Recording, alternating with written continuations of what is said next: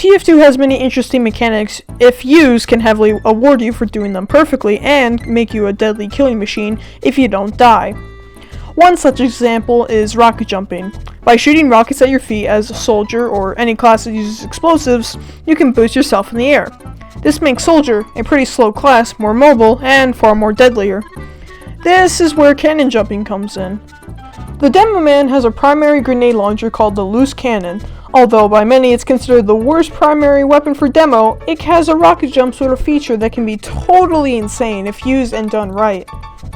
However, it is hard to pull off and could also mean your death if you aren't careful, because the amount of damage you take while cannon jumping is worse than rocket jumping since the loose cannon has an overload feature if you hold mouse 1 for too long. But the overload feature is how you jump. Cannon jumping is only practical if you are not at extremely low health, but you most likely will be because fall damage after jumping in the air, but also if you killed multiple enemies in a short amount of time.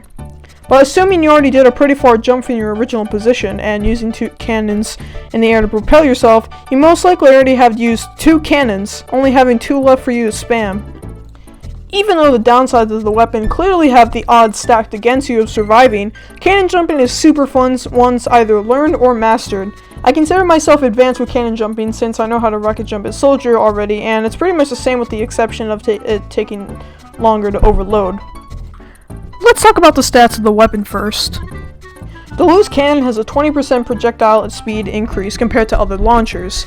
Now, if it was like the grenade launcher, this would be a better version of the lock and load since it has the same damage to the grenade launcher and has more pills and better speed for when the person's firing a grenade at you. But luckily, it isn't. The weapon has a mechanic called a double donk. If you hold down the fire key on this weapon and then fire about a few seconds of holding the fire and hit a person with it, an icon above their head will say double donk. In most cases, this kills people because it has a pretty powerful blast, but in other cases, it knocks the player back insanely far or just really high in the air. This weapon has more stats, but the weapon stats don't mention some of those stats. As I mentioned earlier, the loose cannon has a mechanic where if you want to double donk, you have to hold mouse 1 for a few seconds and then release. This holding mechanic can also of course be used for cannon jumping, which the video is about. The only downside noted on the weapon is that the cannons don't explode on impact. It rolls and then after 1 or 2 seconds it explodes. But if you hold mouse 1 and then release after a few seconds, you can decrease the explode time by a second or more. This is what makes double donks sometimes insane.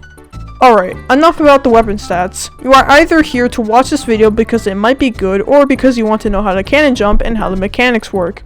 So let's get to that part. Now, cannon jumping, as I mentioned, is a skill that can be great for getting more air and probably is better than rocket jumping in some cases. You have to hold mouse 1 and then release when it overloads to propel yourself in the air. But the amount of time it takes to completely overload the cannon is 1.13 seconds. I timed it, by the way. It might not sound like much, but in TF2 it's fast-paced combat. If you're in a fight, you are dependent on movement and speed to survive an interaction. A delay of 1.13 seconds to escape an interaction you most likely can't deal with or survive is terrible. For example, I made a video on Saxon Hail, and cannon jumping on there is good as well, but whenever I do it and the hail is about to get me, I try and escape by doing a jump. However, that 1.13 second delay to fire the launcher and get out quickly is what kills me every time. The hail travels and falls in the air faster than overloading the chamber to fire, so by the time you've already overloaded it and jumped, the hail most likely got you, assuming they were decent and fast enough. But that is only in Saxon Hail. What about casual or competitive? We'll focus on casual since competitive, that's more about teamwork instead of just doing a surprise kamikaze attack. So I think these clips of me playing High Tower's loose cannon jumping demo should explain this part. Get going!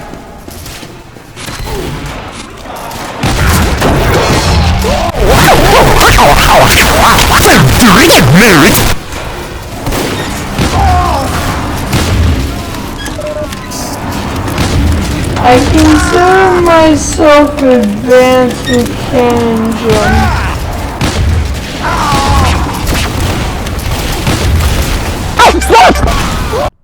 No, Jack, I can't believe you really just did this. If you really did freaking suicide on the camping, you just freaking put up. Get going!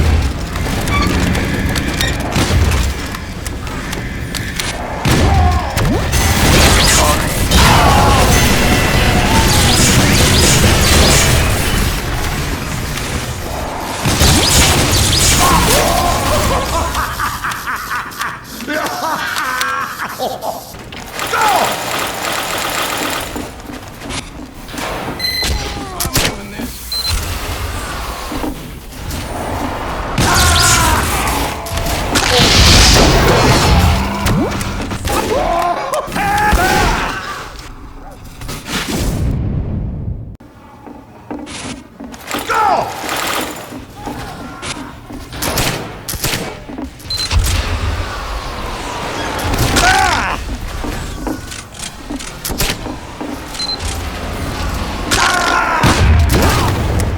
did it, mate! Get going!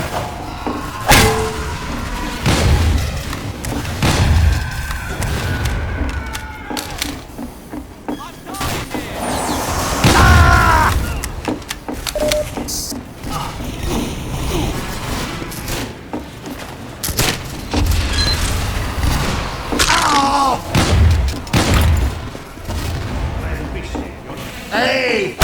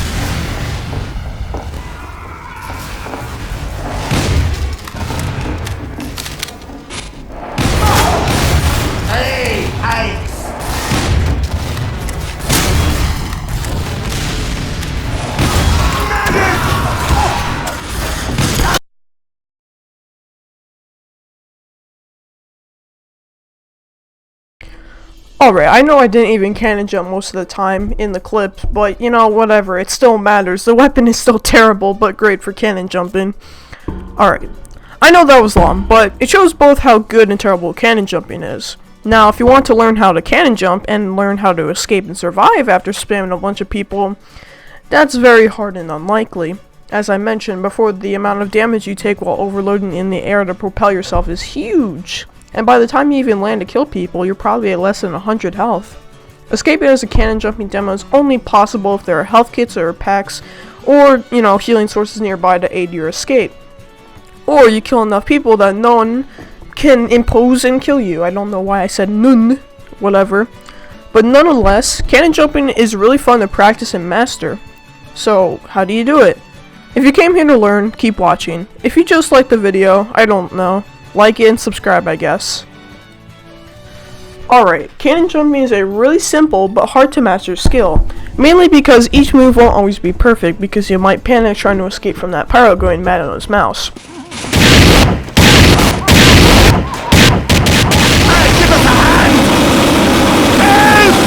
But it is simple and easy to learn if you're willing to try it. What you first do is hold mouse 1. You hold it until the bar meter is about to run out. Before the bar meter runs out, jump out before it runs out to propel yourself far in the air. If you do it right, you can get good air, and also you can do a second jump in the air by holding mouse 1 and aiming your mouse behind or to the side of you to get more propulsion to an area.